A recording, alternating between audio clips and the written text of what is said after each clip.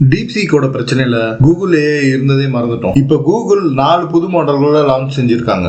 Gemini 2.0 flash, Gemini 2.0 flash thinking experimental model, Gemini flash 2.0 thinking experimental with apps மாடல்னு ஒன்னு விட்டுருக்காங்க. அப்புறம் கடைசியா ஜெமினி 2.0 ப்ரோ மாடல் இருக்கு.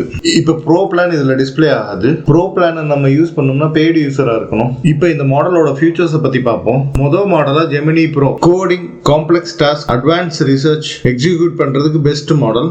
கூகுள் லேட்டஸ்டா லான்ச் பண்ணதுலே இந்த மாடல் தான் பெர்ஃபார்மன்ஸ்ல பெஸ்ட். இந்த மாடலோட கான்டாக்ட் விண்டோல நீங்க 2 மில்லியன் டோக்கன்ஸ் பயன்படுத்தலாம். காஸ்ட பொறுத்த வரைக்கும் இந்த மாடல் தான் ஹையஸ்ட் பெய்டு மாடல். அடுத்து ஜெமினி 2.0 ஃபிளாஷ். இந்த மாடலோட பெர்ஃபார்மன்ஸ் பொறுத்த வரைக்கும் இது ஒரு பேலன்ஸ்டு மாடல்.